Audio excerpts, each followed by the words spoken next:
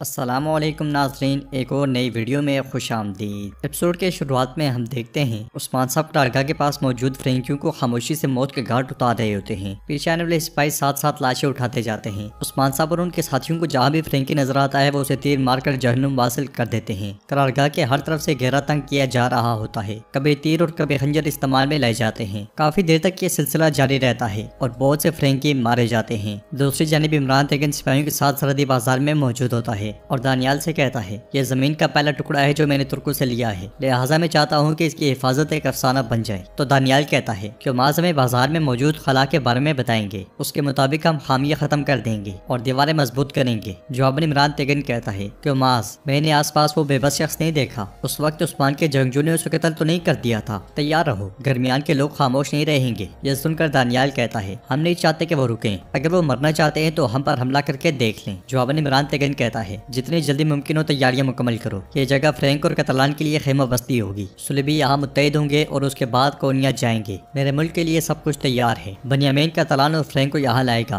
और जब मैं उस्मान से अपनी सल्जूकी इलामतें हासिल कर लूंगा तब मेरे खिलाफ कोई भी खड़ा नहीं हो सकेगा। नाज़रीन, इसके बाद हम रात के वक्त देखते हैं फ्रैंक रागा में सिपाही बारूद घोड़ा गाड़ियों पर लाद रहे होते हैं कि इसी लम्हे एक सिपाही से थोड़ा सा बारूद गिर जाता है। बारूद को देखते साथ ही झाड़ियों में छुपे हुए उस्मान साहब एकदम से आग वाला तीर छोड़ देते हैं। तीर बारूद में लगते साथ ही एक जोरदार धमाका होता है। हर कोई आग की लपेट में आ जाता है। उस्मान साहब के बाद और खान और सिपाहियों को भी जहाँ जहाँ बारूद नजर आता है वो वहाँ पे तीर मारते ही चले जाते हैं। तीर लगते हैं, धमाके होते हैं, पूरी फ्रैंक कारगा लर्जा जाती है। सिपाही कहेंगे गज दूर जा लगते हैं। धमाकों के बाद उस्मान साहब आगे बढ़कर कारगा पर दावा बोल देते हैं और तलवारों से फ्रैंकियों को जहन्नुम वासिल करने लग जाते हैं। कुफार बिल्कुल भी संभल नहीं पाते और एक चीज सिवाय मरने के वो कुछ नहीं कर पाते। हर काई का जोश और जज्बा काबिले दीद होता है। लड़ाई के दौरान एक फ्रैंकी पीछे से उस्मान साहब को मारने ही लगता है कि कनूर का फेंका हुआ नेजा उसकी जान ले जाता है। कनूर शदीद गुस्से में बुरहान की जानिब देखता है जो बिल्कुल उस्मान साहब के साथ लड़ रहा होता है। उस्मान साहब इशारे से कनूर का शुक्रिया अदा करते हैं। उधर लड़ते लड़ते जहर कुताई कहता है, मुझे एक साथ तलवारें चलाना याद नहीं आता भाइयों। जवाबन बुरहान कहता है, मैं आपको याद करवाता हूँ भाई। उन दोनों को बातें करता हुआ देखकर कनूर कहता है, हमारा काम अभी खत्म नहीं हुआ, चाहे चाह न छोड़ो। सुंगूर आगा और वैश्य भी फ्रैंकियों को काटते ही चले जाते हैं। लड़ाई के दौरान कनूर बुरहान से कहता है, बुरहान होशियार रहो, जनाब उस्मान के पीछे ऐसे मत खड़े हो, उनकी पीठ की अच्छी तरह हिफाजत करो। ये कहते साथ ही कनूर आगे बढ़ जाता है। गुंदोज साहब भी तलवार का बेहतरीन इस्तेमाल कर रहे होते हैं और उस्मान साहब फ्रैंक के सरबराह पर ताबड़तोड़ हमले करके उसे गिरा देते हैं। फिर कहते हैं, जब तक तुम जैसी लोमड़ियां हैं तुम हमेशा हमें अपने सामने पहाड़ी सिलसिले की तरह पाओगे।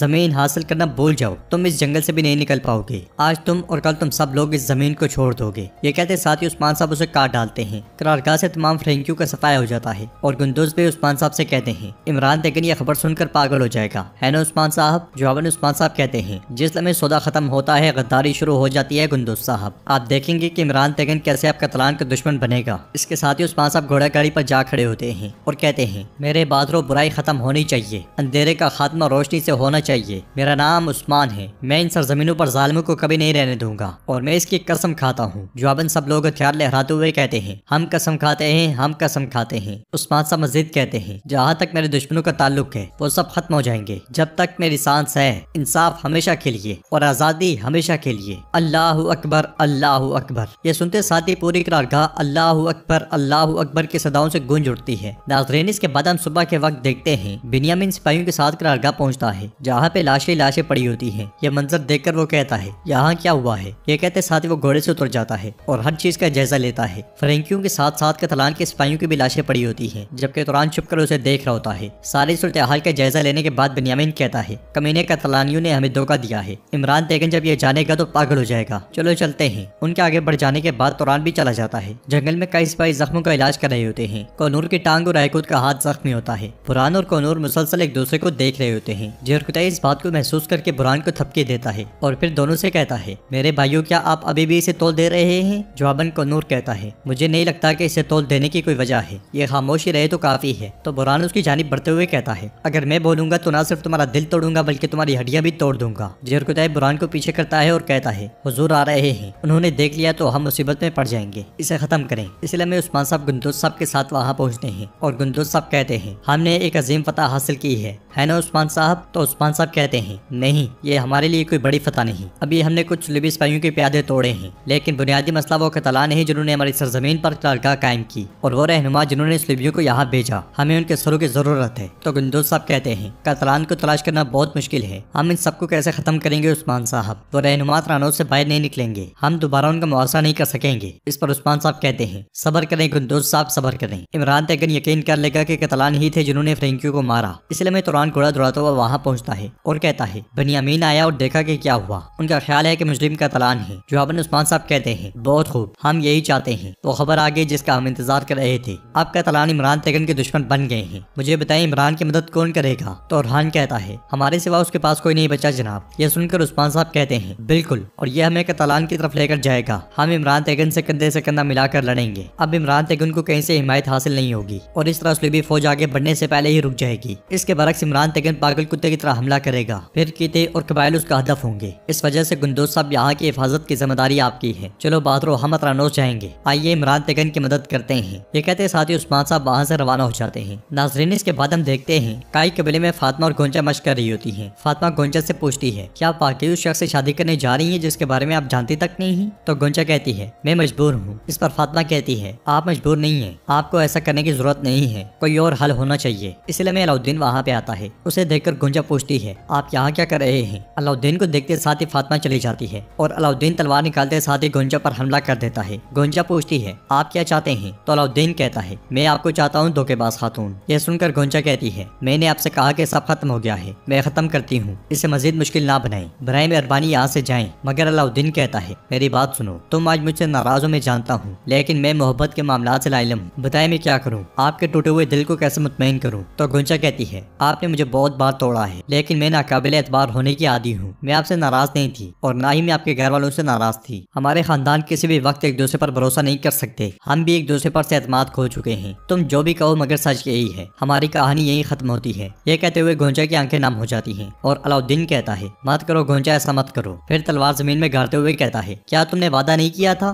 तो गोंचा कहती है, लेकिन मेरे बाप का वादा मेरा वादा है, बिल्कुल तुम्हारे भाई और हान की तरह। मैं मजबूर हूँ, इसलिए मैं वाला खातून उन दोनों को देख जाती है और अलाउद्दीन उससे कहता है, मत जाओ गोंचा, मत जाओ। मगर गोंचा नहीं सुनती तो अलाउद्दीन उसे रोकते हुए कहता है, यह आईना मैंने तुम्हारे लिए बनाया था। गोंचा कहती है, मैंने कहा ना ऐसा ना करो, मेरा रिश्ता हो चुका है। मगर अलाउद्दीन उसे वो आईना दे देता है, साथ कहता है, फिर इसे मेरी याद के तौर पर रख लो। आईना लेने के बाद गोंचा चली जाती है। उसके जाते साथ ही बाला खातून गुस्से में अलाउद्दीन के पास आती है और उससे कहती है, क्या समझकर ऐसा कर रही हो? गोंचा ठीक कह रही है, तुम फिर कभी उसके सामने नहीं आओगे। ये रास्ता खतरनाक है बेटा, ये रास्ता तुर्कों को अंदरूनी कश्मकश में मुब्तला कर देगा। अलाउद्दीन गमगीन होते हुए कहता है, कम अज कम आप तो ऐसा ना करें माँ। मगर बाला खातून कहती है, पागल मत बनो, तुम्हें भी अपने भाई की तरह दिल पर पत्थर रखना होगा, समझे? तुम्हारे पास और कोई चारा नहीं। ये कहते साथ ही बाला खातून पलट जाती है और अलाउद्दीन गमगीन होते हुए कहता है, या अल्लाह मुझे ताकत दे। तो नाज़रीन, इसके साथ ही एपिसोड भी इख्तिताम पज़ीर होती है। अगर आपको वीडियो पसंद आए तो वीडियो को लाइक करें, चैनल को सब्सक्राइब करें और बेल आइकॉन पर लाजमी से क्लिक कर दें।